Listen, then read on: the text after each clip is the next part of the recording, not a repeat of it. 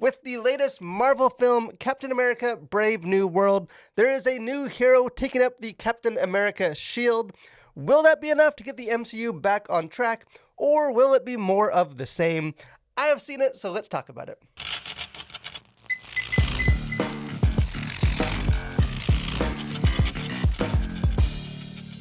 So, as a lot of us know, there was a time when a new entry in the Marvel Cinematic Universe felt like a very big, important cultural event. But lately, the franchise has experienced just kind of diminishing returns. I'll admit, although I've enjoyed a lot, perhaps most of the Marvel movies, I am one of those people that is just feeling the superhero fatigue and just lacking a whole lot of enthusiasm for the franchise. But I think if there is anything posed to re-energize the MCU, it is probably Captain America, the sub-series that has been responsible for arguably the best films in the sprawling franchise. I think there's also just the additional intrigue of a new man in the Star-Spangled Suit, with actor Chris Evans having passed the shield to actor Anthony Mackie. But unfortunately, despite its very provocative title, Captain America Brave New World offers very little that I think can be classified as either brave or new, because this isn't a great film. I think with a very lackluster, just poorly scripted story that just never seems to rise to the quality of its talented cast, Brave New World is just another dull and I think inconsequential entry into the MCU. I think not without merit. 2014's Captain America: The Winter Soldier is often heralded as the best Marvel film, perhaps non-Avengers division. I think achieving acclaim as being a great film that just happens to also be a comic book movie, rather than being just a really great comic book movie. And obviously, a decade has passed since the release of that film, and a new Captain America has taken center stage.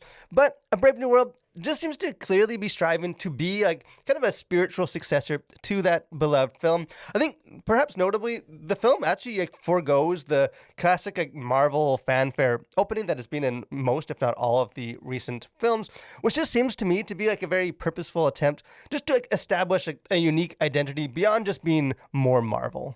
Yet, despite those very noble aspirations, the story nevertheless falls into the very same rut. I think just weighed down by frequent callbacks to prior events, including some very surprisingly deep cuts, and also just adopting many of the same, I think, unfortunate storytelling tendencies that have derailed other Marvel films in recent years. And the film marks the theatrical debut of the new Captain America, and as some of you probably saw in the news, actor Anthony Mackie kind of ignited some off-screen controversy with his comments that the term America shouldn't be what Captain America represents. But I think on-screen, he is a very capable actor, and I personally think a worthy successor to Chris Evans in the role. And I think kind of despite those sort of viral interview remarks, there are some epic hero poses against the backdrop of a church's stained glass windows and kind of other shots that establish the church steeple prominently visible in the background, to where I think he is indeed kind of framed as being a champion just for traditional American values, even as he fights for them, I think from a different perspective, both as a non-superpowered individual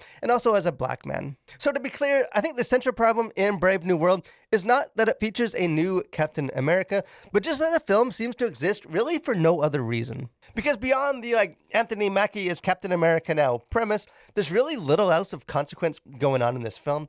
I don't think it's a bad film. It's simply a boring one. I think devoid of any of the crisp writing or just the explosive energy or pacing of the prior Captain America films. I think instead the plot is just disjointed and overstuffed with a lot of very uncompelling political intrigue and I think some very uninventive action that just looks surprisingly cheap despite a very lofty budget. And I think another major problem in this film is just that it lacks a captivating villain. I think despite his prominence in the film's trailers, Harrison Ford's Red Hulk only appears in one third act sequence. For he's always awesome, and so of course he delivers once again, making that probably the best sequence in this film. It's just that to me it comes a little bit too late, and instead the primary antagonist is a returning character from the very early days of the MCU, and I think even with the bar set famously low, He is unquestionably, I think, among the worst MCU villains. And the film almost like oddly banks on audiences remembering the character from like a 17-year-old movie and fails to do much to like, establish him in this film as being a very serious foil to Captain America. He is apparently like some kind of super genius, but despite frequent like mumbo jumbo about statistical probability, he just doesn't do anything particularly intelligent or clever. And even his like kind of mind control abilities in this, to me at least, just felt super hokey and almost cartoonish. And I think kind of the shortcomings with the villain are perhaps representative just of Brave New World as a whole, because this is a film that feels like a collection of ideas or like leftover pieces that have been passed down from prior films and just aren't like refashioned or developed in any kind of fresh ways. The screenwriters use like very excessive like expositional dialogue to explain sort of the themes and narrative tensions, but then labor to communicate these elements in any kind of visual way on screen.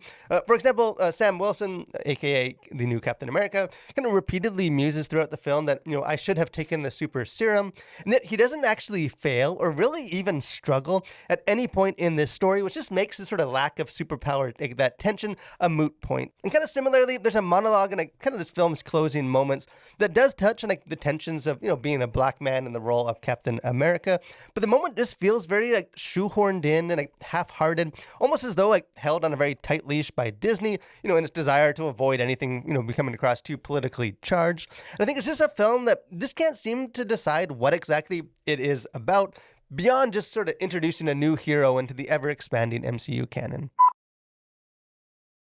As far as content to consider, things going on the surface of this, really kind of pretty standard MCU fare across the board. For language, there are sort of frequent minor profanities, including, multiple uses of words that begin with S and B and D, as well as several like utterances of Jesus and God. As far as violence, kind of typical MCU, fare going on here. Plenty of, relatively bloodless, action and punching and kicking and throwing shields at people and knocking them out. Probably the most extreme that this film gets is there is one man who, like, under the influence of mind control, like, puts a pistol up to his chin, and then the camera cuts away, and then you hear the gunshot. And lastly, sexuality. There's nothing for that going on in this film.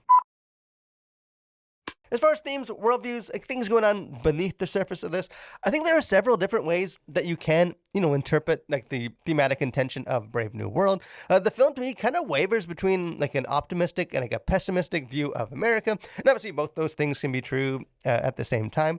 But there are several moments that do seem to sort of be intentional critiques and like echoes of real world like hot button issues, such as a scene where you have like three white cops that are roughly arresting a black man. I think the same is true just of the character of Thunderbolt Ross, who is played by Harrison Ford, as like a controversial president who puts America at risk by becoming a monster and going off the rails to literally destroy the White House, which I think some audiences will likely take as being like a heavy-handed metaphor for President Trump. At the same time, I think whether intentionally or just at the behest of Disney execs, I think the film largely avoids becoming like overly politicized and instead offers a mostly positive message just about unity. America, it's a divided country, both in the film and in real life, but Captain America attempts to like rise above the division and just demonstrate a better way forward. Because despite like a tumultuous personal history with the now president Thunderbolt Ross, Sam Wilson chooses to like stand by his side in spite of some very like pointed, I think valid criticism, in order to like be a symbol of unity and like shared American values. And at the end of this film, there's a character who remarks that while people like looked up to Steve Rogers, the former Captain America, they aspire to be Sam Wilson. He is sort of the everyman, like a hero without superpowers. I think therefore he can set like a more relatable example. I think it's probably fitting that it's really not like through strength of arms at the end of this film that Wilson ultimately prevails, but by appealing to like the shared humanity of his adversaries. And as I mentioned earlier, while I think the influence of like Christian faith is not as like explicit as it was with Steve Rogers, there are several like visual motifs that do connect into sort of America's religious heritage. So, in the end, despite promises of a brave new world, the latest Captain America story is sadly just more of the same. I think merely another cog in the very cumbersome Marvel machine. I think Anthony Mackie proves that he has what it takes to carry the Captain America mantle into the future, but Marvel will need to come up with some more compelling stories for him, if it wants to keep more than just like the most diehard fans engaged. But hey, would love to hear what you guys think. If you check out this movie and you enjoyed it more than I did, or hey, maybe you shared some of my critiques, don't be shy. Jump into the comment section. Let's have a conversation about it. If you haven't done so too, encourage you guys, subscribe to the channel, become a Collider. Got lots of other movie reviews, got our Faith and Pop Culture podcast, got interviews, just other fun stuff. Would love to have you guys be a part of that. But most of all, guys, thanks for watching. Stay safe and continue to collide with your world for Christ.